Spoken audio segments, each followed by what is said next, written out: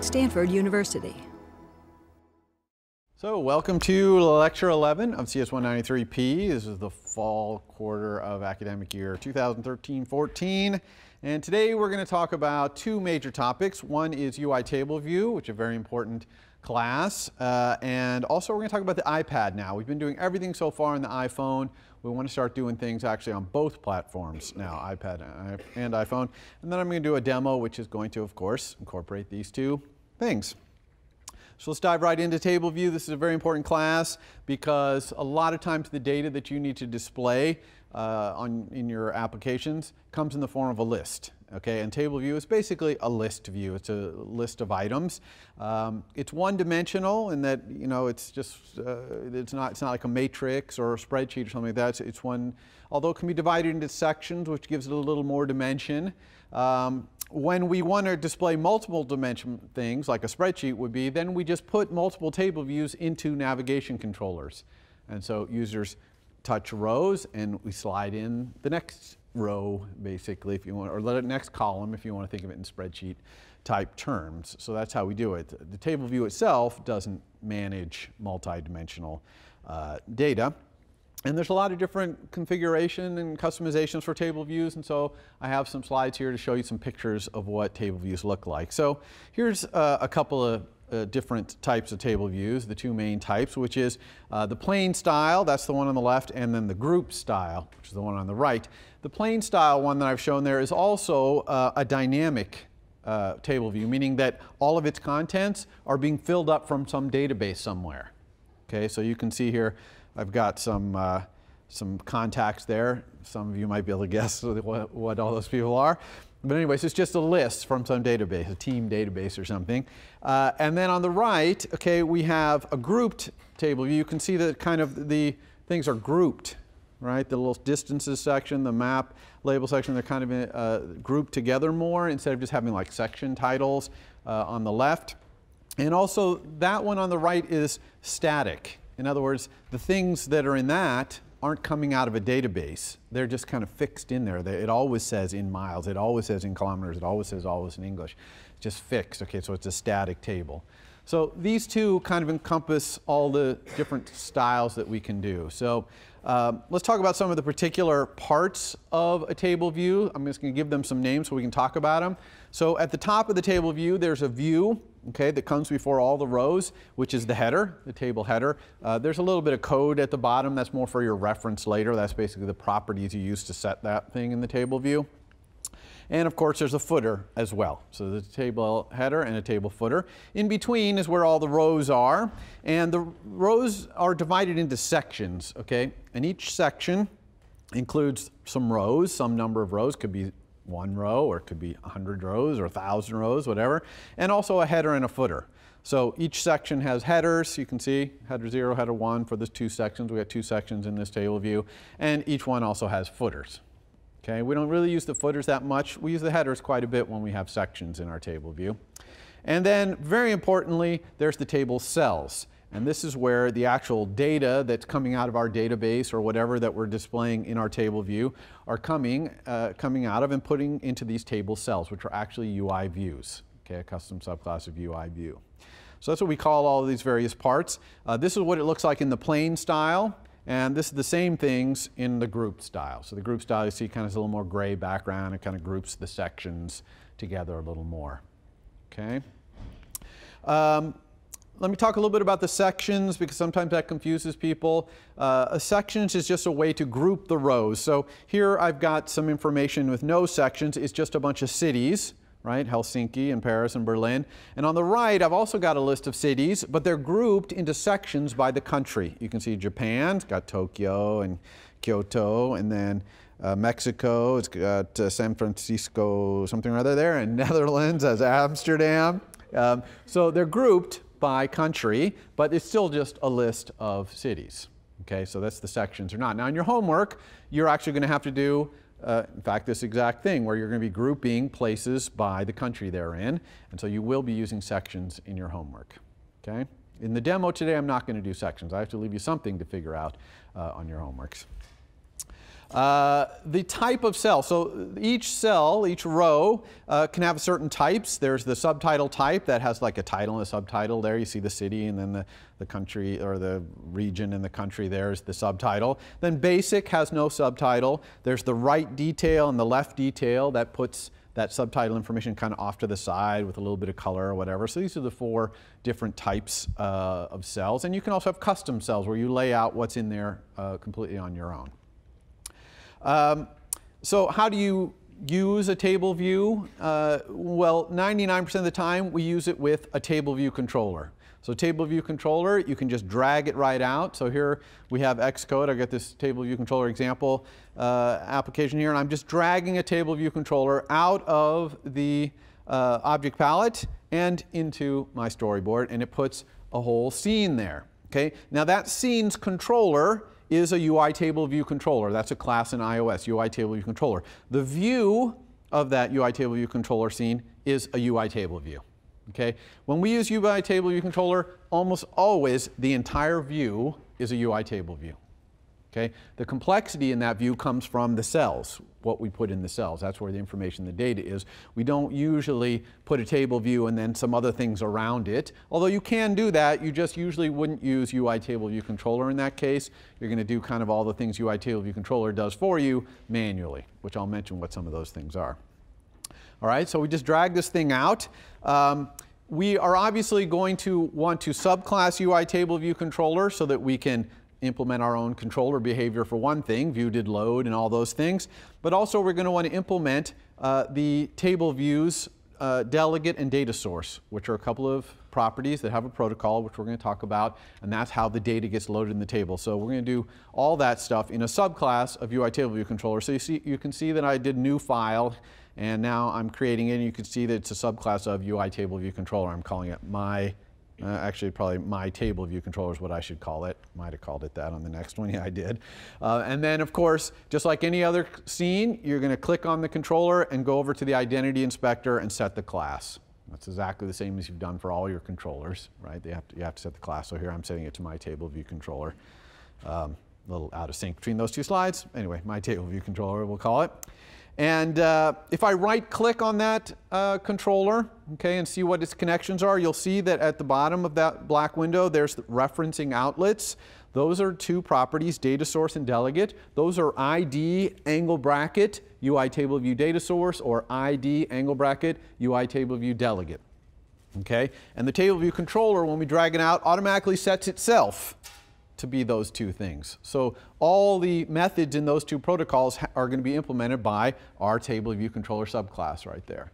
And of course, we're actually going to inherit some of them from UI table view controller, which is this nice package that iOS provides to kind of get you going with table views. And we're going to talk about the data source and the delegate and what methods are in there and what we have to do to make this all work in just a moment. But first, let's look a little bit of how we can configure the table view, make it look different ways. So this table view comes out and it's in plain style by default, but I'm going to switch it to grouped so we can see what that looks like. Looks kind of similar. Again, more of a gray around it, more gray area because the rows are kind of grouped together more. These are dynamic cells right now. In other words, they would be loaded by some external data using our data source protocol. But I'm going to switch this to static cells. And when I switch to static cells, first of all, it gave me 3 instead of 1, which is nice. Now, these cells are static, meaning however I edit them in the storyboard, that's what they're going to look like in the program. They're not getting loaded up from any external data source. I'm just editing them right here. It's almost like it's just 3 rectangular views. And you can drag buttons in here, you can drag labels, you can wire up outlets, you can do anything you want in this static table view. Really, the static table view is for things like settings and things like that. Things that, are, the UI of them is fixed. It's not for, contacts and things where you're loading it out of a database. So you can have static. But I'm going to switch back to dynamic here, okay, back to the dynamic cells. So and notice that when I switch to dynamic cells, it says along the top prototype cells. Because these cells are actually going to be prototypes, whatever we do here in the storyboard, that are going to be replicated over and over for everything that comes out of our database. So in dynamic mode, we're getting all the data out of a database and we're replicating these prototypes. Also, this is still in grouped mode, right? So I'm going to switch back to plain mode. It still says prototype cells at the top, but now I'm getting more of the plain mode where there's not the gray around the group so much. Also, you can see I have 3 of them there. It's pretty unusual to have 3 different prototype cells when you're loading the stuff out of the database. It would only be if you're loading kind of different things out of the database, you need to display them differently. You might have different prototypes. But most of the time, we only have 1. So I'm going to change back to 1 prototype cell. So I have this 1 prototype cell, and it's going to be copied for every single thing that I load out of my database, every row. Okay, does everyone understand what I'm saying by it's a prototype? It's like a template that's going to be copied. So whatever we do here in the storyboard to set this thing up, it's going to look the same, except for the data will be different because it's being loaded from a database, but the layout of it is going to look the same. So what kind of things can we do? Well, let's change this cell to have that subtitle look like a subtitle thing that we cell type, okay? And so now we get a title and a subtitle. So when we pull data out of our database, we're going to want to pull some data that's the title and pull some data that's the subtitle for each row. We can also add a little accessory on the right-hand side of the row. So I'm going to put a special one in here, detailed disclosure. You see it looks like that little information circle, right? An eye inside of a circle. And that's actually a special thing, which I'm going to talk a little bit about later. But there's other ones there. You can put like check marks and just disclosure indicators and things like that. And I'm not going to go through all the things you can do to set up the cell you want. You can drag images in there, all that stuff, but suffice it to say, you can use the inspector there and set your cell up the way you want. So this cell is going to be duplicated for every row now in my dynamic table view. The most important attribute, though, to set in the attributes inspector for a table view cell is this identifier. You see where I've typed in Flickr photo cell right there under identifier?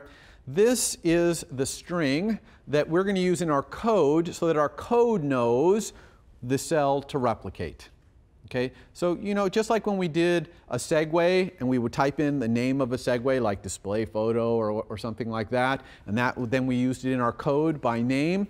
Xcode uses names to sync up between your code and what's in the storyboard because you want to be able to copy and paste entire scenes from one storyboard to another, for example, and you want them to hook back up when they get to the new place. And they do that because by names. As long as the names match, names of classes, names of identifiers, then it'll be hooked back up. And we're going to see that in the demo. I'm going to copy and paste an entire scene from a completely different application that we wrote into my demo application. It's all going to stay hooked up, which is really kind of cool. Okay, so some people think this is kind of unwieldy to have these strings and you have to match them up in your code, and if you mistype a character, now they don't match up anymore, but it's really just using naming to hook these things up. Okay, so that's very important, that identifier, and we're going to see that in the code in just a moment. Okay, so let's talk about these two really important protocols, the data source protocol and the delegate protocol. Okay, the data source protocol, which is ID angle bracket table view data source, that is the contents of the table view. That's the data that's coming out of our database that's going into the table. In other words, it's the what that's being displayed. It's basically displaying our model, and remember our model is what. So the data source brings the model into the table. The controller uses, the data source is a protocol implemented by the controller to bring the model's data into the view, the table view. The delegate, on the other hand, is for how the table is displayed, how we arrange things, what views we use to show those headers and footers, those kind of things. What if someone touches a row and we want to react to that? That's all the delegate. Okay, it's not about the data that's being displayed. It's more like how are we displaying this table and how is it reacting to touches and things like that.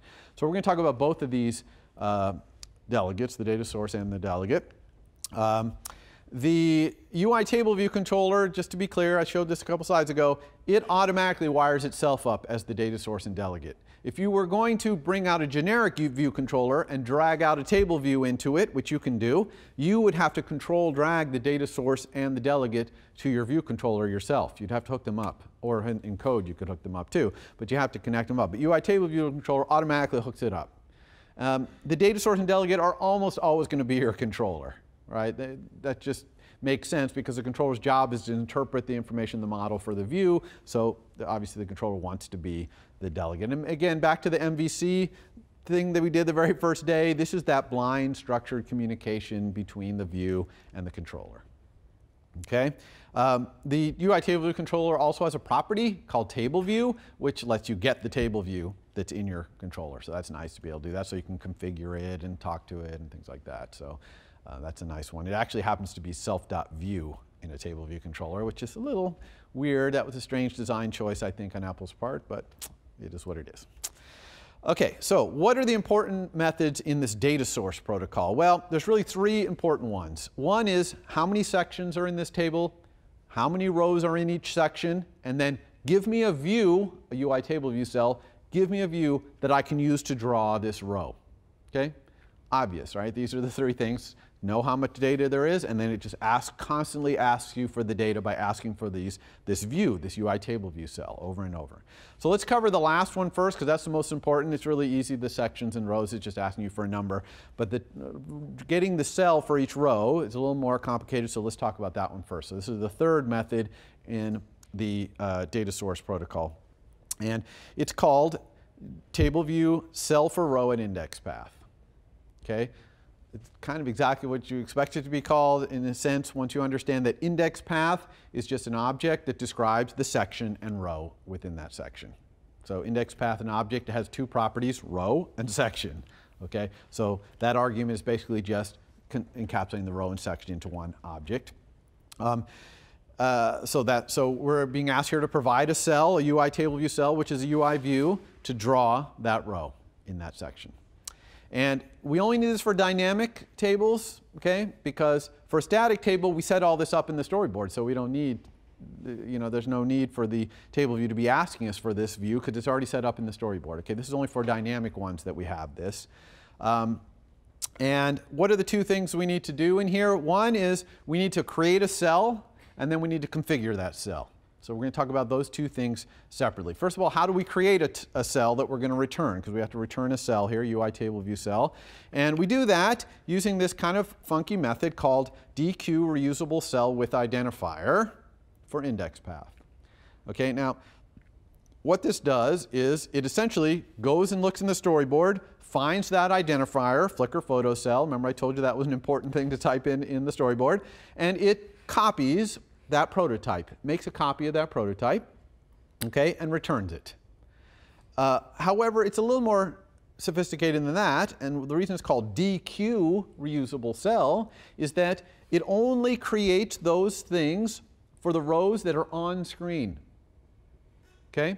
I might have 1,000 rows in my table view, and I don't want to make 1,000 views. That would be incredibly inefficient. So I only make 9 views. Okay, because only 9 rows can fit on, let's say 9, could be 15, 7, 4, whatever. However many will fit on screen. I'm just going to make that many, and as I scroll through my table view, as rows go off the top of the screen, I'm going to grab that view and put it into a little reuse pool, and then when a new one comes on the bottom, I'm going to reuse it. So I'm basically just only using the ones on screen, and when they go off screen, I reuse it for a new one that's coming on screen. Does that make sense? I'm just constantly reusing these things. Okay, that's why it's called DQ reusable cell. But if I don't have one, if there's not one to reuse, it copies that prototype that's in the storyboard using this name. Okay? Question about that? Yeah. You said that to access the table view, it was actually self.view. Over here it's table view. Are we looking at something different? Okay. When I said that self.tableview is the same as self.view, that's only in UI table view controller. That's an implementation detail that I say because it might trip you up, but we always would use self.tableview. We would never use self.view. We couldn't. In fact, if we tried to call DQ reusable cell with an identifier on self.view, the compiler would complain because self.view is a UI view. It doesn't implement that method. Self.tableview is a UI table view. It does, okay? Good question, though. All right, so anyway, this is how I get a cell. So I'm getting a UI table view cell. Remember, that's the subclass of UI view. And now I need to load it up, basically. And the way I load it up is I just go look at the documentation for UI table view cell, and I see what I can do in there. And one thing, for example, is it has a property called text label, which is a UI label. That happens to be the thing that draws the word title in those subtitled cells. Remember, we saw the cells there said title and subtitle, so that's the thing that draws the subtitle. So I just get that cell.textLabel. I set its text to be some text that's coming out of my database at that row and section. Okay? And I can call anything I want here. There's also cell.detailTextLabel.text. That allows me to set that little subtitle. I can set the image. There's all kinds of things I could do. I can even subclass UI table view cell and put my own views in there and create outlets to them and go crazy with what's in each row of the table view cell. So it's infinitely expandable. But basically, we just set this UI table view cell to look like we want based on what information is coming out of the database that matches that row and section. And that's it. Okay, and then we return the cell, and the table view uses it to draw that row. Okay, any question about that? Okay, so that's it. So now the only other two ones are how many sections and how many rows, and that's just these two methods, number of sections in table view. If you don't implement number of sections in table view, it actually has a default, which is 1. Okay, so if you don't implement number of sections in table view, it's all one big section. Okay, that's kind of the default. The other one, how many rows are in each section, is going to ask you that repeatedly for every section. There's no default there, so this one's required. You must say how many rows are in each section. If you only had one section, you could obviously just answer that. That's what we're going to do in our demo. But you could have multiple sections like you will with your homework when you have the country. Some countries will have 2 cities in them. Some countries will have 12. And you'll have to answer this question correctly for every section. Okay? What about a static table? You don't have to do any of this for a static table. You don't have to do self row and index path. You don't have to do number of sections table. You don't have to do number of rows and sections. It's all just taken care of you by UI table view controller. So static, just edit in storyboard how you want it. Don't worry about any of this stuff for that. Okay? There's a bunch of other methods in this data source protocol that we're not going to talk about. They're mostly about getting the titles of the headers and the footers. You will need the one that returns the name of the string for a header, because you're going to have a header, a section header. This is going to be the name of the country in your homework. There's also, these tables can be edited. Rows can be removed. They can be moved around, okay, change the order, all that stuff. It has to be kept in sync with the model, and so there are methods in the data source protocol that let you know when things are happening in the rows moving and deleting, so you can keep it up to date with your model. Question? Is number of rows in section something that's the same for every section? Or do you declare Okay, so the question is number of rows in section the same for every section? And the answer is absolutely not, because some countries only have two cities, so you'd return 2 when it asks you about that section. Some countries would have 10, so you'd return 10. So you're going to be asked that question repeatedly, once for every section, and the answer could be definitely different for each one. Okay, so that's it for the data source. All right. The other one is called UI table view delegate. And this one, again, is more how we're going to display this table, not what the data is we're displaying. And it's common, though, for the data source and the delegate to be the same object, namely your controller, okay, because the table view is part of the view. It's just a view. Table view is a UI view. It's part of your view. So data source and delegate are usually your controller. The delegate lets you observe what's going on in the table, too. Okay, always will do this, did do that. And one especially interesting one is user did select a row. Okay, so the delegate protocol can tell you when the user tapped on a row. Now, we're going to mostly, when the user taps on a row, we're going to segue, which I'm going to talk about in a moment. But it's also possible to implement this method in the UI table view delegate protocol called table view : did select row at index path. Exactly what you think. It tells you the index path, in other words, the section and row, where something was touched, and you can do something.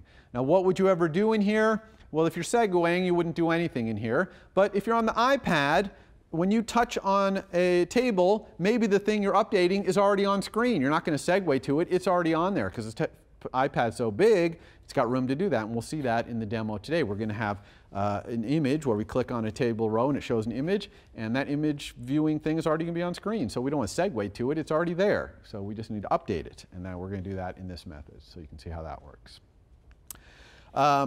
Remember that little circled eye that I showed you earlier, that special detail disclosure thing? When you tap on it, it won't do what the row normally does. Okay, if you tap somewhere else in the row will do its normal thing. But if you tap on the little eye, instead it will call this method in the UI table view delegate protocol, called table view accessory button tap for row with index path. Okay, and it does exactly what you might think. It tells you the index path of the little circle that was pressed. So this is usually where you would provide some ancillary information. Okay? You wouldn't do the main thing that the row does. You would go do something related to what's in that row, but different. Question? So you can click on the row or you can click on the button in the row? Yeah, so the question is, can I click on the row or on the little eye? And the answer is yes, and different things would happen. So clicking on the row would segue, or would call that previous slide, did select row at index path. Clicking on the eye would call this method. There's lots and lots and lots of other delegate methods, probably over a dozen, maybe 15 of them. They also have to do with handling the rows, editing of the rows, but more the graphical, how it happens graphically and animation of it.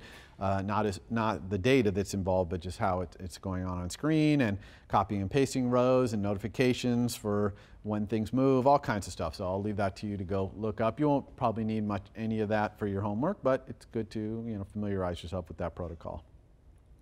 So let's talk about segueing from cells. So how do we set up a segue? Well, we just control drag, of course. So here's a cell, and I just control drag from that cell to some other view controller. And let's say I make it a push segue, right? I'm going to put this stuff in a navigation controller. It's going to be a push segue, and it creates a segue.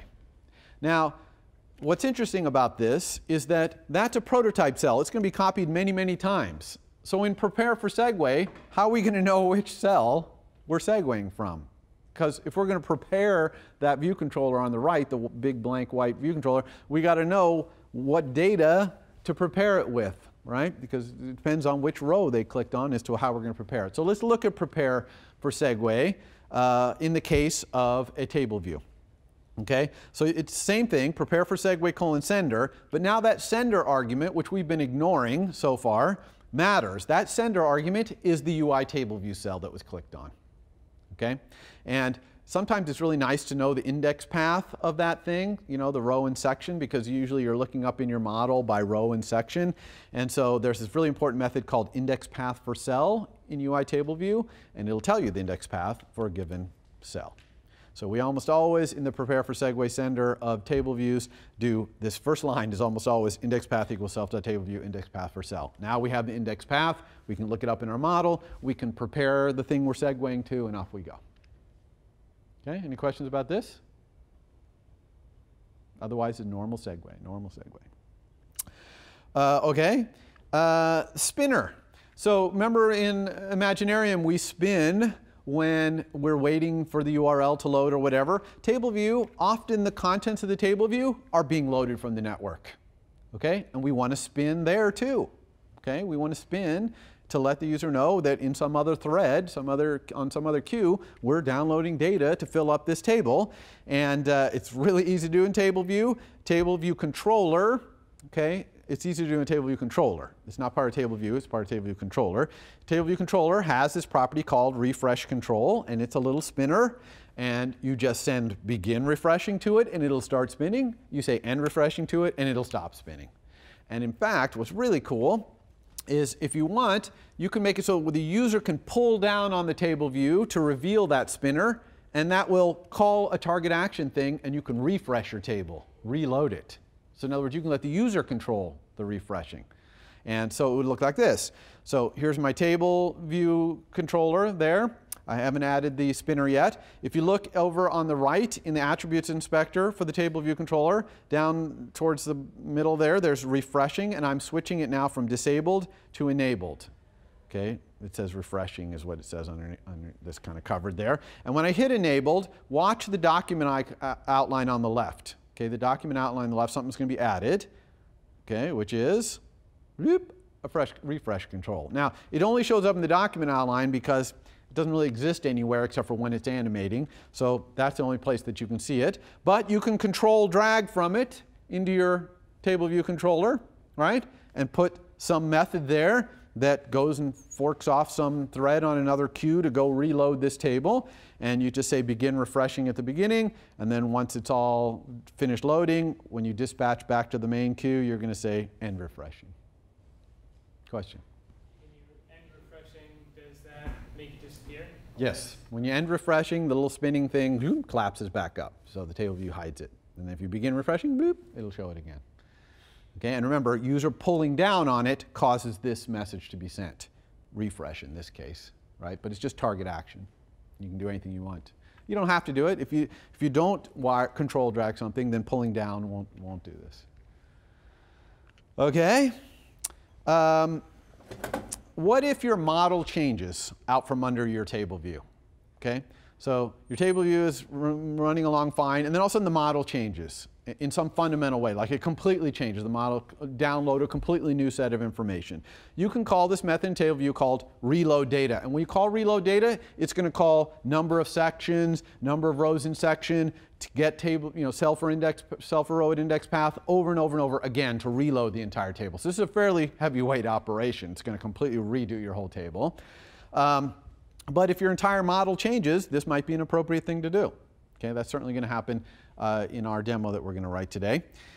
You can be, if you know the changes in your model, more finer tuned. You can call methods like reload rows at index paths and only change those rows.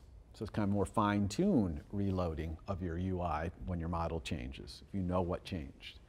Okay, and there's some other methods too. So familiarize yourself with UI table view. You'll find out the kind of things you can do. There's dozens of other methods in UI table view itself. It's a scroll view. UI table view inherits from scroll view, so it's got some nice methods for scrolling to certain rows, so it happens in a nice animated way. You can set those headers and footers that we talked about at the very beginning, things like that. So you should familiarize yourself with UI table view also and all the things you can do to configure it the way you want. And you can configure it also in the storyboards in the inspector there. Okay, so that's it for table view. Any questions on table view before we go on? Okay, now we're going to talk about universal applications. Okay, a universal application is a single app that will run on iPhone and iPad. Okay, single app. And how do we do that? How do we make it so it works on both? Because they're kind of different idioms, right? You got a lot more screen real estate in an iPad. And the answer is we have two separate storyboards. So we have the same view controllers usually, and we just have different we arrange them in a different way in another storyboard. So we have two separate storyboards, okay? And they don't really share anything, although you can copy and paste things between them. You'll see me doing that, but they don't really, there's no way to like link them, okay? They're really separate. And that's because the UIs want to generally look quite different, okay? They're going to have the same functionality, so the same MVCs, but they're going to be drawn in different places on screen.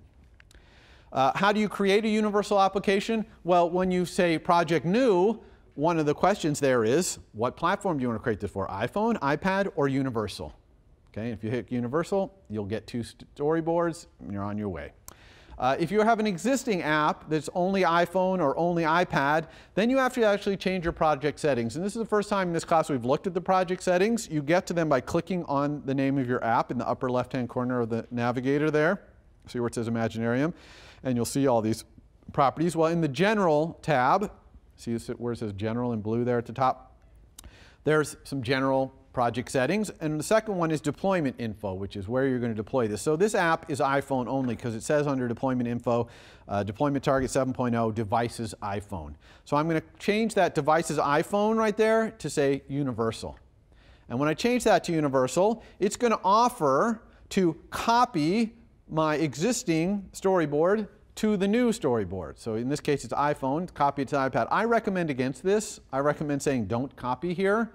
And if you say don't copy, then you'll have to make the storyboard yourself. And the way you do that is with new file. That's how we make everything new in Xcode. And when you go to new file, you go, instead of saying Objective-C class or something, you go down to where it says user interface. That's the third one down right there, see? And then inside there, you can make a new view or a new window. You're going to make a storyboard. So you click storyboard. It's going to say, what kind do you want? I want an iPad storyboard. Put it in the same place that your existing storyboard is, which is probably going to be a directory called base.lproj in the main project, but just go find your other storyboard and put it in the same place. You probably want to give it a good name like main underbar iPad or iPad or something like that. And then put it in a group, a good group. You see down there I've put it in the Imaginarium group, the top level group. And then now I have this iPad storyboard. You see it at the top of my file navigator there in the main underbar iPad.storyboard. So now what I need to do is tell, in my project settings, tell Xcode that that's the storyboard I want to use for iPad. And I do that by clicking on where it says iPad there in about the middle of the screen. Right now it's saying iPhone. So I'm going to click on iPad. It's going to switch over. And then I'm going to say my interface file, main interface there, is main iPad.storyboard. Okay? Now it's going to use that storyboard whenever it runs on iPad. Okay? If you forget to do this step, then when you run an iPad, it's going to look like a gigantic iPhone. The interface is just going to be a gigantic version of your iPhone 1. So you'll quickly realize, oops, I forgot this step. I got to go back and do this. Okay? All right, so now we've got this app, and it's got two different storyboards. Why is storyboards different? In what ways are they different between the two? Well, on an iPad, we have a couple of other view controllers that we can use to put MVCs on screen. One is the split view. So split view is where we're going to split the screen up into two MVCs, kind of a narrow one on the left and a bigger one on the right. You see that? And then also popovers. Popovers are where we're going to pop an MVC up in a little rectangle. So that little white area where the equations are there, that is a little table view that's popping up in a popover. Okay, so we're going to talk about split view and popover and how those work. But first, in your code, how can you tell you're on an iPad so that you can do something different in your code? Because you have this shared code base. The only thing that's different is the storyboards. So sometimes you want to tell if you're on an iPad. Well, that's the way to do it, okay?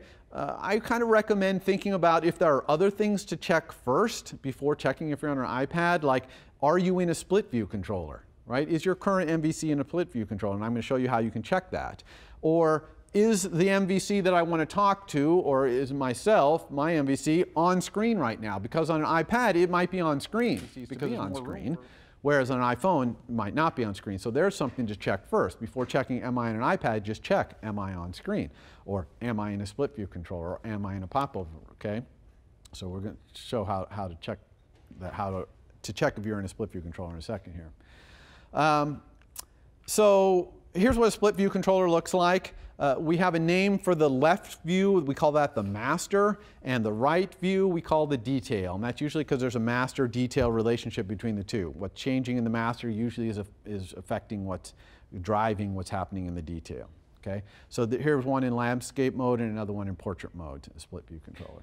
Okay, this is a calculator, so it's got two MVCs, kind of a calculator keypad MVC, and then a calculator graph, or graphing MVC that knows how to graph things. Okay, so it's like a graphing calculator. The split view controller is designed to be at the top level, so don't put a split view controller inside a navigation controller or inside a tab bar controller. Just don't do it. Okay, it's not really designed to work that way. You can put those things inside it, in either side, but don't put the split view inside them. It's very simple to add one to your storyboard. You just drag it out, and then it's going to give you it's going to give you a master and a detail, which you're going to delete almost all the time. And then you just control drag to your master and control drag to your detail. Okay, just like a tab bar controller, it gets hooked up, same exact way. In your code, you want to be able to access the master and the detail, and there's two properties you need to know about that. One is the property in UI view controller called split view controller. So if you send split view controller getter to any UI view controller, it'll return what split view controller it's in, if it's in one, anywhere in it. Okay. If it's not in it, it'll return nil. So this is a good thing to check if you have conditional code that works one way on an iPad and one way on an iPhone, is whether you're in a split view controller or not, if your iPad interface is built on a split view controller. Now, once you find out what split view controller you're in, you can ask the split view controller, please tell me the detail and the master and the detail. And the way you do that is with this array in UI split view controller called view controllers, and that array always has two items in it. 0 is the master, 1 is the detail. So for example, if I had a master VC and it wanted to find out what the detail was in the same split view controller it's in, it would say self.splitviewcontroller.viewcontroller sub1. Okay, and that would return nil if it's not in a split view controller at all. And if it is in a split view controller, it would return the detail. Okay? Make sense? And so one thing that's kind of interesting about split view controller, similar to table view data source, is it requires its split view controller delegate to be set. Okay, and why is this that it's required to be set? The answer is portrait mode, and I'm going to show you this in some pictures in the next couple of slides, why you need the delegate. The delegate is annoying. It's the most annoying delegate in all of iOS. Firstly, it has to be set very early, meaning in awake from nib. You can't wait till view did load to set your split view controller's delegate. Okay, so that's annoying. Second of all, it starts calling the delegate methods from the split view controller before view.did_load happens, so none of your outlets are set while it's calling its delegate methods, so that's annoying. So it's very difficult to deal with the split view controller delegate. Fortunately, it only has one simple responsibility, which is to control when the master and the detail appear in the landscape versus portrait modes. So you implement this method. This is kind of the gateway split view controller delegate method called split view controller should hide view controller in orientation. And it's going to ask you in landscape or in portrait, should I hide the master? Now, if you return no, that means never. That means the master and the detail will be on screen in both the landscape mode and the portrait mode. But that does mean that in portrait mode, the details can be kind of tall and skinny. Okay? The master is always tall and skinny. But the detail can be kind of unusually tall and skinny. But sometimes UI, this makes sense. Another thing to return besides no is to say only in portrait. Okay? So only hide the master in portrait. So now in landscape, you'll see the master and the detail. In portrait, you won't. But an important thing about this is, if I'm in portrait, how do I get at the master? And the answer is, it's going to give you a little bar button. You see that little blue bar button up in the corner there? You can barely see it. It's being pointed to by that yellow call out. That button, if I click on it, it's going to slide the master out. See? Slides the master out. If I click anywhere else in the detail, it goes away. Click on the button again, it slides the master out. Okay, so that's how I can get at the master, even in portrait mode. Okay? But I have to put that button somewhere. That's my responsibility, unfortunately. Okay? And I have to do it before all my outlets are set, so that makes it difficult to do. But how would that work? Okay, so to put that button there, the split view controller is going to send you, oh, by the way, if you don't implement the delegate, what's going to happen is in portrait mode, there's not going to be a button there, and so the user won't be able to get at the master. Okay, and that's a little frustrating for users. You could just say, well, just switch to landscape. You can have the master back. Maybe that's okay. I don't know. I don't think that's that great. Users would expect to be able to get at the master, even from portrait mode. Okay? So if you don't do the delegate, you won't have a button there. People won't be able to get at the master. So the way you put the button there is another split view delegate method will hide view controller with bar button item. And what that's saying is I'm going to hide the master. Here's a bar button to put somewhere on the screen that when the user clicks it, it'll slide back. Okay? So here's a simple way to implement it. Put your detail in a navigation controller. You put your detail in a navigation controller. Then you can set the left bar button item to be that bar button. Okay, what's cool about this way is that you can set the left bar button item by setting it on the navigation item of a UI view controller, which means even though you're not set up yet, you don't have any outlets, you can just put that bar button in there, and when the view appears in a navigation controller at any time, it's going to use that left bar button item. So that's how you put it in the left device. So this is kind of a tricky way to do it, to make this really easy to implement. I kind of recommend it. It's a good trick. There's nothing bad about it. The only thing that's bad about it is you would never want to have navigation going on both in your master and your detail. So even though your detail is in a navigation controller, don't allow any actual navigation there. You're only using it to have a place to put this bar and get a title at the top. Okay, we'll do that in the demo. And then similarly, when it switches back to landscape, then it's going to say, okay, you can take that bar button away now because the master is visible always in landscape. Okay? So that's it. Those are the three split view ones. These slides are here for you to review. This is a difficult delegate, but to make split view really work right, unfortunately, you have to implement these three methods. Okay, so updating the detail when the master changes. That's a fundamental thing about what happens in split view. How do you do that? Okay, because the detail and the master are both on screen at the same time. How are we going to update the detail when someone clicks in the master, basically? And there's two choices. One is target action. So just have your master have a target action method to itself, and when it gets that target action, it's going to go find its detail and update the detail. Basically do the same thing it would do in prepare for segue. Just set whatever's necessary on that detail. That's what we're going to do in our demo. Of course, if it's a table view in master, you have to use that did select row at index path. That's target action for table view. But if it were just a button in your master, like that calculator thing, if you just click a button that says show the graph, it could just be normal target action. And it would do something like this. Okay, find the detail and go update it. The second way is with a segue. It's called the replace segue. This segue replaces the entire detail view. Okay, completely replaces it. This one's kind of annoying because of all those delegate methods, because it's going to replace the entire view, including the navigation controller with the little button. Okay, so you segue to a new one, and now you got to somehow get that button out of there and put it back into the new one. It's quite a pain in the neck. Okay, so we don't really use to replace segue that much in the split view controller. It's pretty good in the ones where the master is always visible, but if we're ever doing the ones where the master hides and we put a button up there, it's a pain to keep that button up there when it's constantly replacing the segue, the right side. Remember, by the way, segues always give you new versions of view controllers, right? So like when we were doing Imaginarium, every time we'd click on a new flower or jellyfish or whatever, it would push to a brand new instance of view controller. Segues are always new instances. They're never reusing, ever, a view controller. Okay, that's fundamental to a segue. It gives you a new instance all the time. So here, it would be a new instance, and it would replace the detail.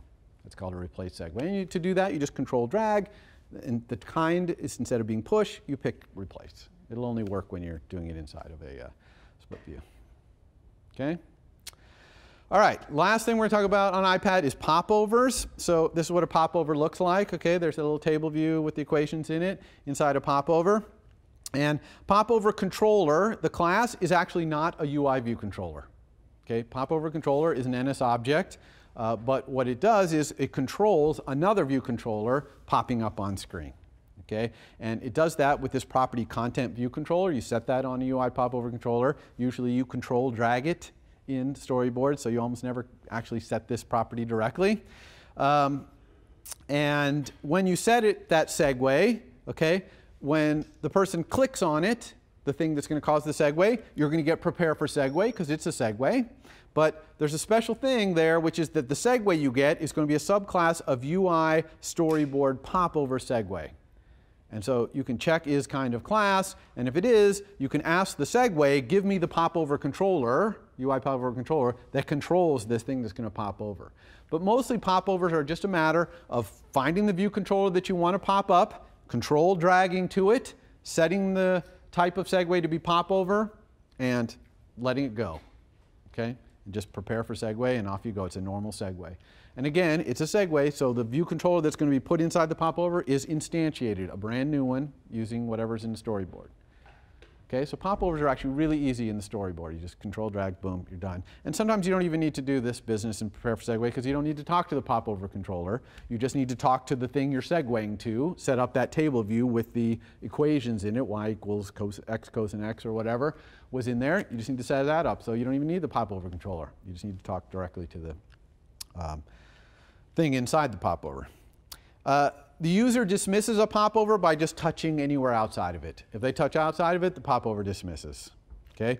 You can, there is an exception if they touch outside of it, but they touch on a view that's in this array of views in the popover controller. Those are like exceptions. Those won't cause it to dismiss. All right. One thing, annoying case of this is a toolbar. The entire toolbar is in the pass-through views. So if you bring up a popover from a button in a toolbar, then if the user clicks anywhere else in the toolbar, like on another button, it won't dismiss that popover. And why they decided to do that, I do not know. But that's what the pass-through views thing is. It can be annoying. But you can set it yourself too. You can say, well, if they click over here, I don't want to dismiss that popover. You can dismiss popovers from code by just saying dismiss popover animated in UI popover controller, and that will dismiss it. And you can find out if the user dismissed it using popover controller did dismiss popover. This is a UI popover controller delegate method. So the UI popover controller has a delegate, and if you set that delegate, you'll get this message when the user dismisses the popover. You usually don't need to find this out, but sometimes you want to know. Okay, so that's popovers. I'm not going to ask you to do popovers in your homework this week. I'll try to fit it into next week's, and it's not in my demo either. So popovers are going to remain probably a little bit, fuzzy to you until we do a demo. So here is the demo. It's called Shutterbug, and what it's going to be is I'm going to have a table view full of a list of a couple of hundred of the most recently posted photos on Flickr. Okay. So I'm going to query Flickr with URL, go out there and query Flickr and get this information, load up a table view with it, and when you click on it, we'll use our image view controller from Imaginarium to display the photo. And then I'm going to do that on the iPhone, and I'm going to do it on iPad as well. Okay, so that's what the demo is going to be. So you can see a lot of stuff here. All right, let's put this out of the way. Okay. All right, let's go. Let's actually, I'll show you the coming attractions here. Your homework that's gone out today is due in a week, next Wednesday. It's about all this stuff. Again, Friday we have a Stanford only section, and then next week we'll be covering core data, and maybe we'll get to some multitasking API as well. All right, let's close that. We're going to create a new project here in Xcode. Okay, I'm going to call it Shutterbug, and it's going to be universal. Okay, so I'm not making it iPhone only. I'm going to make it universal. So I'm going to get 2 storyboards out of this when I click this. We'll put it in the same place we always put everything. So here it is, and you can see 2 storyboards. There's an iPhone storyboard right here, and here's an iPad storyboard. Okay, and so I don't really want anything in either of these. So I got this gigantic view here, so I'm just going to delete that. And same thing, iPhone, I got this one right here, I'm going to delete that. So I'm going to start with completely blank storyboards in both. And we'll build the iPhone one first, then we'll switch over to the iPad. So this is going to be a table view based app. So I'm just going to pick up a table view out of here and drag it out. Okay, so here's my table view. Of course, I'm going to want to set its class to be some subclass of UI table view controller. So let's go do that. Let's make that. All right, it's a class. It's going to be a subclass of UI table view controller. I'm going to call this thing Flickr Photos TVC for table view controller, okay? Because that's what it's going to do. It's going to be a table view controller that shows Flickr photos. And I'll put it in the normal places. Here we go. Let's go over here, and we'll set that to be our class for now. And so now, if I look at this class, this is going to have all of my code in it. Now, it comes with a lot of stuff. Here's my view controller lifecycle stuff that it has. I'm going to get rid of that. It comes with this table view data source stuff. By the way, I like to change this pragma to look like this. A little easier for me to see. And this is going to be the table view data source method. You recognize those 3, right? Number of sections, number of rows. So we're going to implement those. Commented out down here, it gives you a lot of stuff for editing the table, moving things around, stuff like that. We're not going to cover any of that today. You can review that at your leisure. And then, of course, navigation, which is prepare for segue. We are going to do that a little bit later. So we have a new class here. Let's talk about its public API. And this one's going to have easy public API, which is a strong NS array, which we'll call photos. And these are going to be of Flickr photo NS dictionaries. So these are going to be dictionaries that I'm going to download from Flickr, and these dictionaries have information about photos that are on Flickr. Okay, so that's all these are, dictionaries with a bunch of keys and values in there about photos. Not the actual image data, I'll have to fetch that separately, but just information about it. And one thing I really want to make sure that I do is that when my model changes, so if someone sets the photos, oops, right there. I did this again. This is doing this again. So if someone sets this array of photos, then I'm going to make sure that I update my table view. Is that what it's called? Reload data? I can't remember that one. Yeah. And that's just anytime a model changes, obviously I want to reload my data in my table. Makes sense. Now, how am I going to set this? How am I going to call set photos? How am I going to get this Flickr data? Where am I going to put that code? Well, I don't actually want to put that in this class because I want this class to be a generic Flickr photo viewing class. I don't want it to be specific to any particular set of photos. So I'm going to make a concrete subclass of this.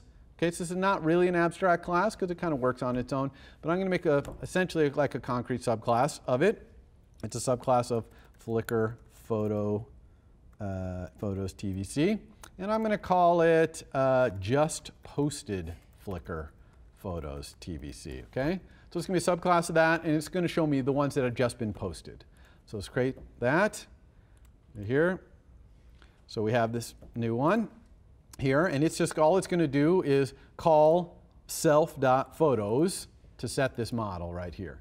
So in our storyboard, let's change our class here. Instead of being Flickr Photos TVC, I'm going to change this to be just posted Flickr photos TBC. Okay? So now that's going to show my just posted ones.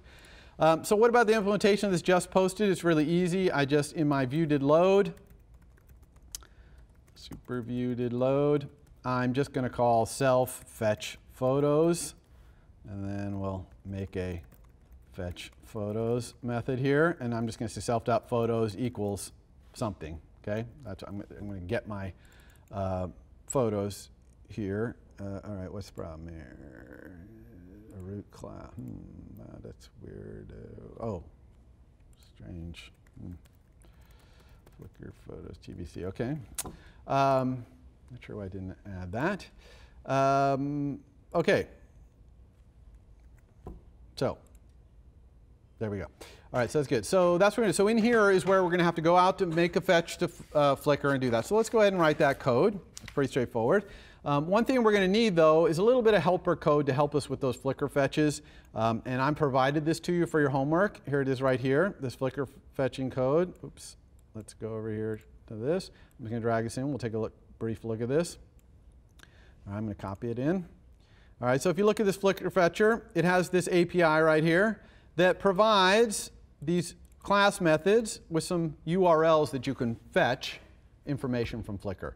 So we're going to do, for example, recent georeference photos. For your homework, you're going to want to do top places, because in your homework, you're going to be asked to show places from Flickr. And I'm just going to be showing only photos. Okay? So we're going to use those URLs to do some fetching. So I better import flickrfetcher.h so I can do that. And how does this work? Well, let's get the URL that we're going to use to get those just posted photos from this Flickr fetcher thing, URL. And so I want this one, recent photos. So now I have a URL. I need to get that data. So that's NSData. Now, the data that comes back from Flickr comes back in a format called JSON. Raise your hand if you know what JSON is. OK, so almost everyone knows what JSON is. So I don't want it in JSON, but that's my only choice. So I'm going to get those results in JSON by saying NSData, data with contents of URL. Same thing we used, data with contents of URL. Same thing we did before, but I don't want them in JSON format. Really, the format that I want them in is arrays and dictionaries. That's a much nicer format for us to deal with than JSON. JSON is like arrays and dictionaries, but not exactly the same. Luckily, there is a way in iOS to do that, so we'll change that to basically property list results to turn a JSON thing into a property list, and that's with the class JSON, what's it called again, NS. JSON serialization, and the method is called JSON object with data. You give it the JSON data, options, we'll say 0, you can look those up if you want, and it'll return an error, and that's, you know, an S error, but we're not going to check for errors because it's a demo. And so now I have this stuff in dictionary format. So before we go any further, let's just log this. Flickr results equals %@ property list results. So I'm just going to log this so we can take a look and see what this looks like. So let's just run this. It's not going to do anything in our UI yet, but hopefully it'll log this particular fetch. Hopefully the fetch works. So, well, no, that's not working. That's not good. Oh, that's OK. Let's do this. All right, let's do it here.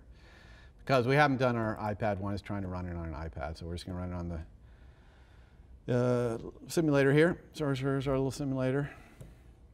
OK, we're not actually going to be looking at anything in UI. So it's doing this fetch, and here's the information right here. Let's go ahead and make it big so you can see it. And you can see that it's a dictionary. This is kind of this little format that is used to log NS dictionaries. And inside this dictionary, there's a key right off the bat called photos, which is another dictionary. And inside that dictionary, there's which page this is, 98,000 pages available, OK, 250 items each. So a lot going on in Flickr. And there's another key here, and the value of this key is an array, and this is an array of the photos, each one of which is a dictionary. And you can see a lot of stuff in these dictionaries, including the title of the photo right here. And there's also this one right here, description, which is a description of the photo. And this one's actually another dictionary, and inside it is a key that's the actual description. This one has blank description. So this one's going to be a little more tricky to get this value out of this photo. But anyway, we're going to have to pull this stuff out of this dictionary in this kind of odd format. So let's just do that. So we can get the photos out of there by saying, how about this? Property list results, value for key path, and then in Flickr Fetcher, I have a nice little # define here to get those photos, that photo array, out of the photos dictionary at the beginning. Okay, but this has a dot in it, which is interesting. A dot means this key inside this key, the dictionary for this key. So it's kind of like following dictionaries inside dictionaries. Okay, that's what this thing does. So I'm going to use this, but to make it work, we have to use this value for key path method instead of using object for key, right, which would be a normal dictionary method. Okay, so I'm going to do that. I'm going to do with the too many square bracket tissue. Okay. So that is going to pull those photos out of there. So now I have the photos as an array of dictionaries, and I'm just going to set my model to be that. Okay? So that wasn't too hard. Question? What's the difference between null and nil? What's the difference between null and nil? Okay, that's a good question. Nil means an object pointer is 0, right? A pointer that doesn't point to anything is nil. Null means a C pointer points to nothing. And in that case, that was an ampersand error. In other words, by reference NS error. So this is not an NS error pointer. It was an NS error ***. Okay? You understand that? This thing right here, if I wanted to get the error, I would have said @error like this, and I would have had NS error *error. Okay, so this is this would be equals nil, but an ampersand error is a pointer to this pointer, so that would be null. All right, we'll aside there. That was a good aside. Okay, so one thing that's bad about this guy right here, what's that going to do that's bad? Block the main queue. So we're not going to fix that because we're going to be time constrained here, but I'm going to put a warning in. So there's a nice little # warning thing you can put in that lets you add your own warnings. Oops. It really blocks the main thread that is used by the main queue. But this is basically creating a warning, and this will remind you to go back and fix this before you submit it, for example, because you don't want to have any warnings in your code. Okay? So we're not going to do this right now because we want to get on to some of these other things. And we're going to run over time as it is. But I'll do this at the end, and then I'll post it. OK? But the good news is we have set our model back in our superclass right here. OK? So we have all the information we need now to use our table views data source to load up that table. All right? So first, how many sections in this table view? Well, we're going to put it all in one big section. We're not going to have like countries or anything else, any subsections. So we're all going to have one big section. So we can get rid of this nice warning, actually. And of course, if I deleted this whole method, that would be the same because the default is 1. And here, number of rows in section. Well, again, I only have one section, so I can just return self.photos count. That's the number of photos I have. Okay? Now, if I had multiple sections, I would need to return a different number. But here I only have one section, so I can do that. And then here's our table self-row and index path. Here it's saying, what did you put in the storyboard for the identifier for the cell? Well, what did we put? Let's go look. Back here, we'll inspect this cell with the attribute inspector, reuse identifier. We didn't put anything. Let's try Flickr photo cell. That would be a good name for that. Okay, and so now here in our code, we want to make sure we put the same thing here. And that's how it's going to know to duplicate this particular prototype cell over and over. We could also, by the way, set this to maybe be subtitle, kind of set this thing up the way that we want this cell so that it gets copied, the right thing we want gets copied. OK, so we have this cell now, okay, from the DQ reusable cell with identifier there. And then we need to configure the cell. Well, to configure the cell, we need the information from our model. So we need to get the dictionary for the photo that's at this index path, in other words, this row and section. And again, we only have one big section, so we really just need the photo that's at that place in the array. So that would be photos sub index path dot row. Okay? I would use index path dot section if I had multiple sections like you're going to have. So now I have the photo. I have that dictionary that you saw. There were a bunch of dictionaries there. So let's configure the cell. Let's set the text label of that one to be, let's say, the photos. And I'm going to use the same value for key path here in case any of these things have, we need Flickr, have dots in them. Import, okay, yes, import Flickr Fetcher. Flickr Fetcher also has all of these things for the keys inside of a photo, the keys inside of a place, which you'll need, some keys that are in kind of all different things. And so let's go here. We want Flickr photo title. Yeah, okay. Like that. All right.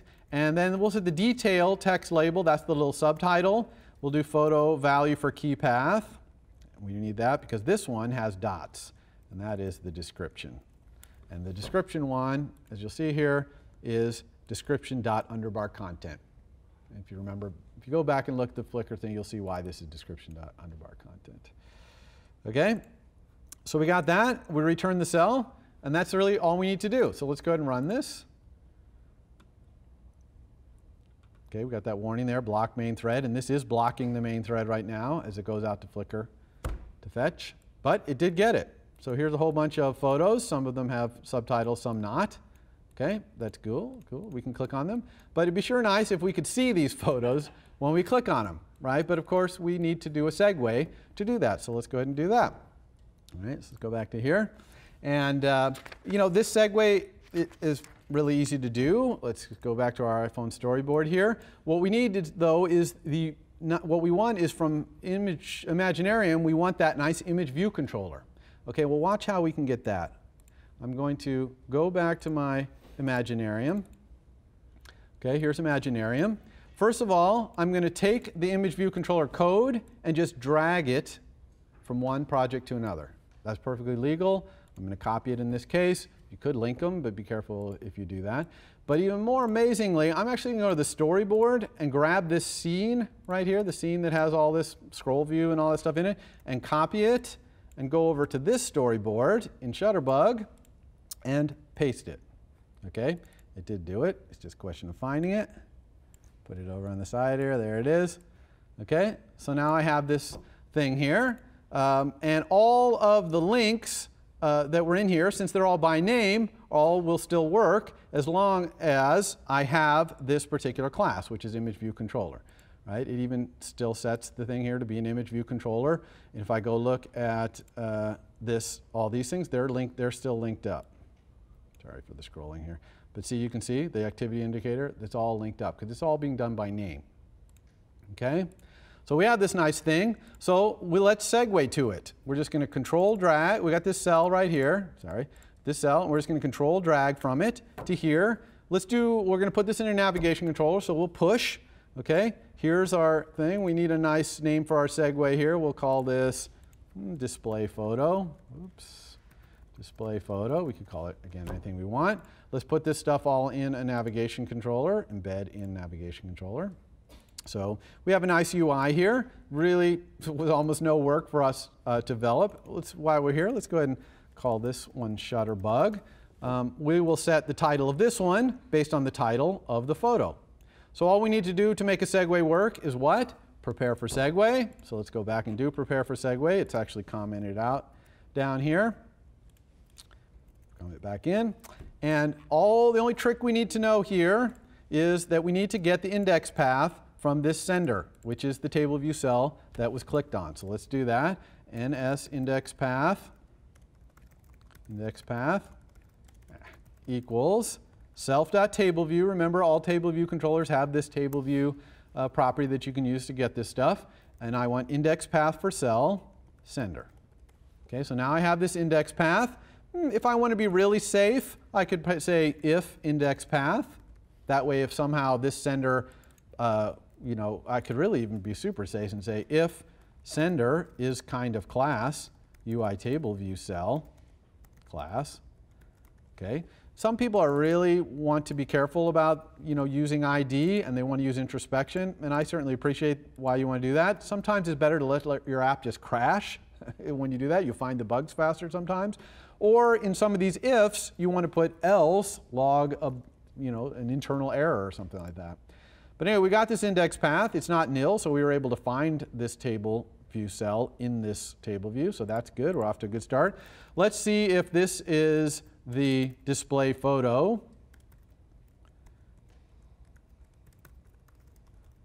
Segue. Okay. If it is, let's see if the segue destination view controller is kind of class, that image view controller class, because that's what we need it to be, image view controller. Right? So if it is an image view controller class, then we are good to go. Kind of got everything we need at this point. And I'm actually going to create a little helper method here, which is prepare image view controller to display photo and as dictionary photo. So this is just going to be something, a little helper thing that does the actual preparation. And this is really easy. ivc.imageURL, remember that from Imaginarium, right? That's what the image view controller's public API is. We need to get the URL for this photo, and it turns out Flickr Fetcher can help us with that too. Flickr Fetcher, there's a thing called URL for photo, okay? And we just give it the photo dictionary, and it uses stuff inside the dictionary to get the URL. And we can pick what format we want, and I'm going to pick the large format. The choices there are large, original, or square. Square is like a thumbnail, really small, so only use that if you need a thumbnail, which you don't need for this assignment. And original is high res, and then large, it's kind of a good size, like 1024 by 768 or something like that. And then I told you also I'm going to set the title of this thing to be the photo value for key path, Flickr photo title. Okay, so I'm going to set the title of that image view controller as well. Okay, so now let's call this little helper thing, prepare image view controller. The image view controller is segue.destinationViewController to display photo. The photo is self.photos index path.row. Everyone understand that? Okay, I'm just reaching into my model here at this index path that was the sender. All right, so let's see if this works. Again, this is blocking our main thread here, which is the bummer.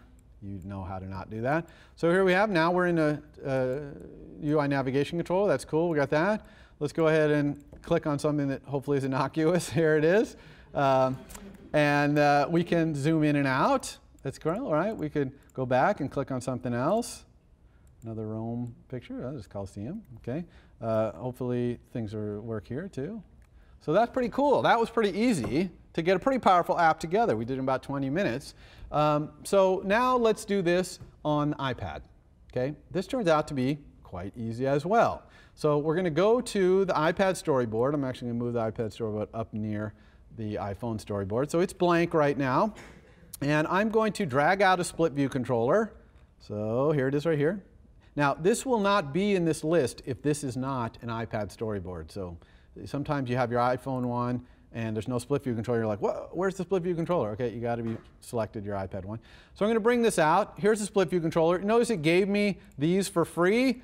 I got what I paid for, which is I don't want either of these things. Okay, so I want my master in my iPad one to be this right here, okay, this Shutterbug list, and I want my detail to be that image view, right? So I'm just going to select all and copy here and go over to my iPad storyboard and paste, okay, puts them in here, kind of makes a bit of a mess of it, but let's move it around here.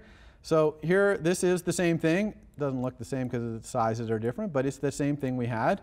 And I'm just going to make these two be the master by control dragging from my split view controller over here, and I can pick master or detail. I'll take master. And then I'm going to control drag from here over to this guy and make that the detail.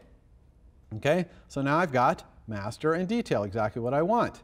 So I'm going to have a split view that has a little narrow thing on the left, which is the list of photos, and the big space is going to be the photo that I chose. I got one slight problem here, though, which is this little segue is still here. So when I click on things here, it's going to try and replace this little view controller with this, and I don't want that. So I'm going to delete this segue. Okay? Now that gives me what I want, but now the problem is if I click in here, it's not going to update this. So how do I do that? That's doing with that delegate method did select row at index path. So we're just going to go back to here. And we're going to have a new pragma here, pragma mark UI table view delegate, not data source, but delegate. And we're going to type here and start typing, and you're going to see there's a lot of UI table view delegates, okay? So we want the one right here. See, it did select row at index path, right? We want that one. And here what we need to do is get the detail in the split view controller, and I told you that the detail view controller is self.splitViewController.viewControllers sub1. Okay, and again, if we're not in a split view, because this code is going to be executed on the iPhone as well, and if we're not in a split view, this is going to be nil, so this whole thing is going to be nil, so this is going to do nothing because this is going to be nil. So this is great code. I didn't have to say if iPad or anything. It's just this is only going to happen if I'm in a split view controller. So I'm going to be a little worried here, and I'm going to say is kind of class and make sure that that's an image view controller. Okay, but if it is, then I'm just going to call my prepare image controller thing down here, and this is going to be the detail, and the photo is going to be self.photos index path.row. Okay, because it gives me the index path that got selected. All right, so that's all that needs to happen here. So let's go ahead and run this. Oops, no, let's run it on an iPad. How about that? We'll run it on the real device. How about?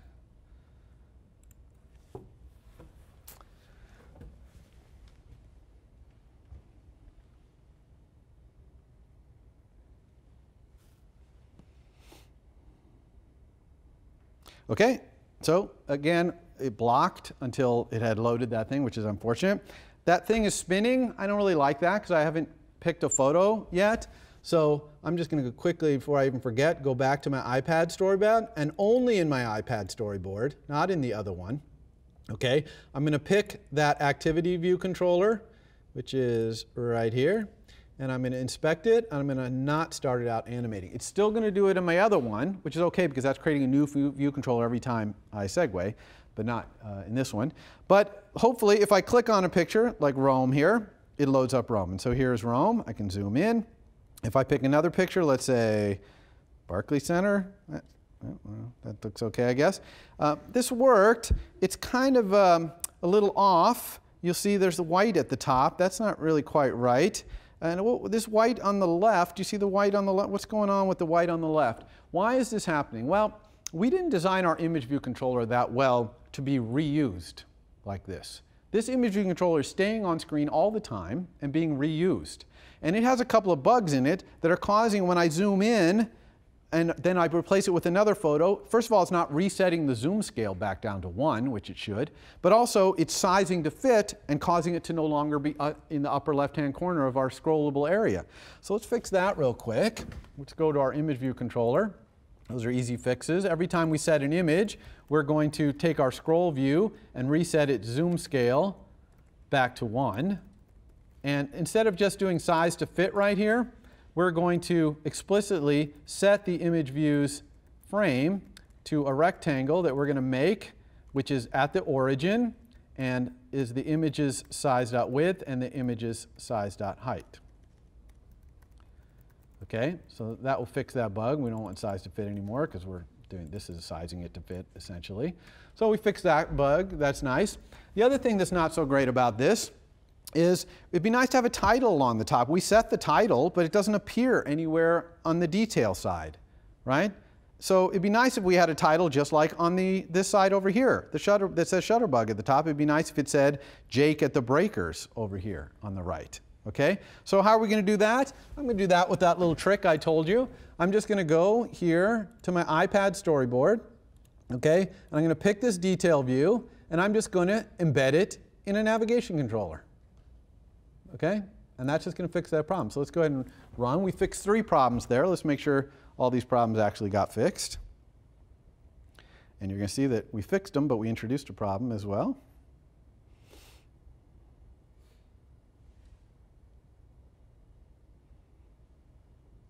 Okay, so we have this. Oh, this is better. We've got this space on the top right there. Hopefully when we click on something like Roam or free tickets, we'll get, oh, it's not working anymore. Why is it not putting anything on the right? And the reason for that is we changed the detail to not be an image view controller. Instead, it's now a navigation controller.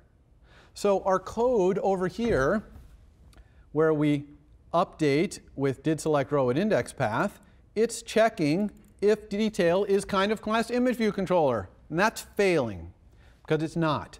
But this is an easy fix as well. We're just going to say if the detail is kind of class UI navigation controller, so if it's a UI navigation controller in the detail, then the detail is really the UI navigation controller detail dot view controllers first object. In other words, the root view controller of the navigation controller. So I'm just, if the detail is a navigation controller, I'm just going to look in and get its root view controller instead. Okay? So, fixes that problem, hopefully.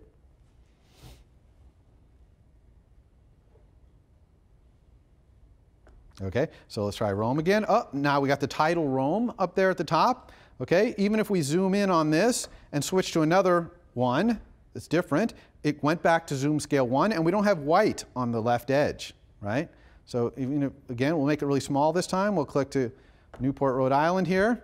Okay, it went back to zoom scale of 1 with no white. So we fixed all of our problems. We didn't have that circle, the animating thing animating at the beginning, although it does animate when we pick a new one. So that's all good. So this is looking good, okay? So this is a typical kind of, I wanted to do this because it's kind of a typical iteration process, speeded up, of course, because we're in a demo here, where you find something doesn't quite work, what's going on, you go back to your code, you have to fix some things, etc. So the last thing that I want to show, now we do have another problem here. I've been showing this in landscape. Let's look at this thing in portrait. Okay, this is awesome in portrait. This is great, except for I can't get at the master. I can't change my photo. It's like, well, the only way to change a photo is to go back here. Okay, so that's not so nice. It would be nice if we had this button in the upper left over here that would bring out that thing. So let's do that real quick. That turns out to be quite easy to do because we're in a navigation controller there. And we're going to do that in the image controller. The reason I'm going to do it in the image view controller is because it's on the detail. It's what's visible right here. Okay, so I'm going to make it be the split view controller delegate. So let's go down at the bottom here, pragma mark UI split view controller delegate. Okay, and I'm going to do this in awake from nib. I'm going to say self.splitViewController.delegate equals self. Okay, that's okay to do in awake from nib because this will be set by the time awake from nib happens, even though that's really, really early. I'm getting a warning because I have to say that I'm a scroll UI split view controller delegate. Okay, now I've got to implement the methods in that protocol. They look like this, split view, so there's a whole bunch of them here. Actually, I'm going to do the one which says whether to hide the thing first. That's this one. So tab. Here, I'm going to make some space so this stops scrolling all the way to the bottom. So this is the one that says, should I hide the master in a certain orientation? And I'm going to say, only hide it. See if I can remember what this thing is called. UI interface orientation is portrait. Okay, so in portrait mode only, I'm going to hide the master. So now, when I hide it, I have to do this split view. I have to do these two things, will hide, and will show. Okay, so let's do will hide right there.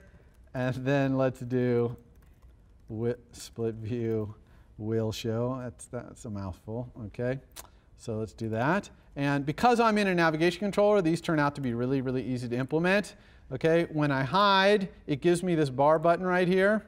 And I just need to put that in my navigation item so that it'll appear as the left bar button item. I'm going to do another little trick here, is that I want my image view controller, I don't want it to know anything about that Flickr photo thing. So I'm actually going to set this bar button items title equal to the master title. So whatever the title of the master that's being hidden, that's what I'm going to make that little button say as its title. So I better go back to my iPad storyboard and set this, which is the thing. I better set its title, which I can set in the storyboard. We'll call this Shutterbug. And so that's going to make this code for the split view controller more generic here. And then when the thing goes away, I'm just going to set this left bar button item equal to nil to make that thing go away. All right, so that fixes that. Let's go see what that looks like.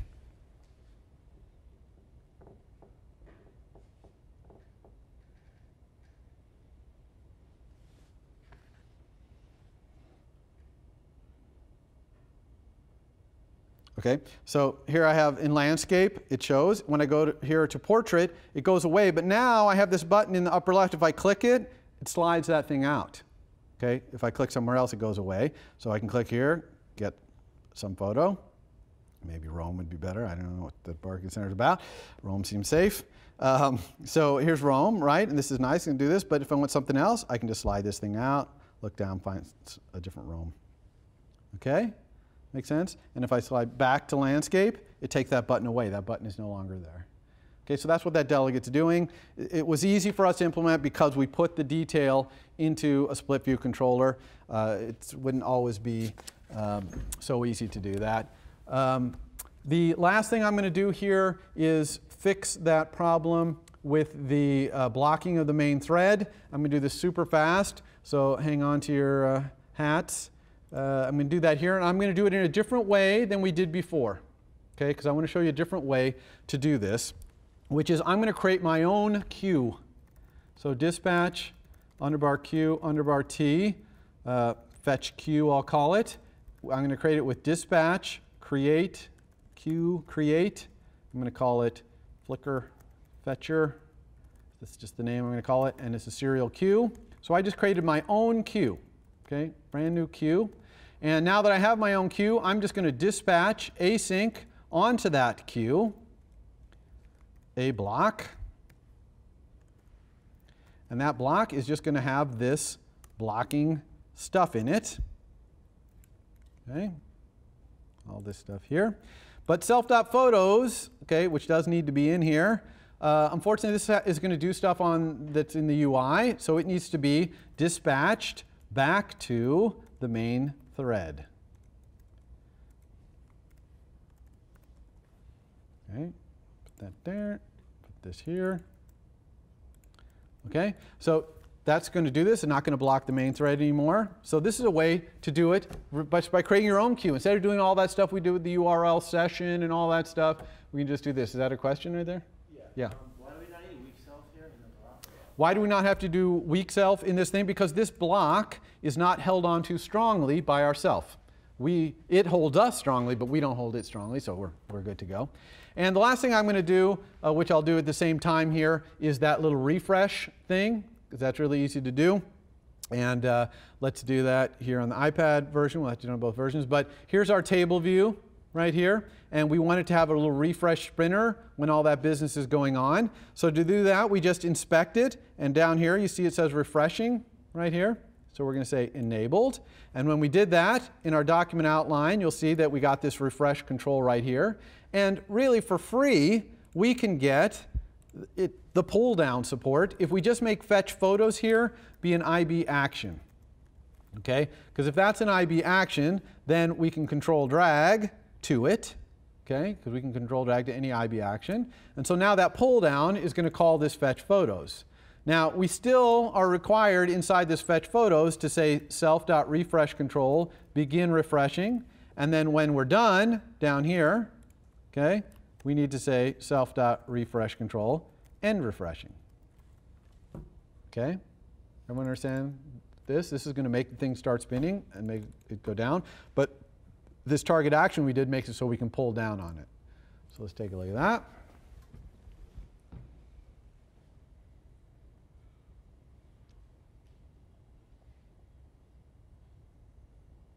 Okay, so it loads up, and you can see it's refreshing. See, it's just doing all the flicker fetch now instead of doing it all before, you know, blocking our UI. And in fact, if I pull down on it, it does it again. But my UI is still active because it's doing that in a different queue. Okay, so I can still scroll around, but it's doing that fetch in the background, and it's going to update this. Now, Flickr only updates this most recently posted thing every 15 minutes or so, so that's why you're not seeing the list change. But if I waited 10 minutes and did it, then that would happen. And so there we go. By the way, if you pull this down partially, it doesn't do it. You have to pull it down all the way and start it spinning. It's just part of the UI, kind of to make sure you really wanted that. Okay? That's all I wanted to show you. Sorry to have run a little extra time. I'm here if you have any questions. Thank you. For more, please visit us at stanford.edu.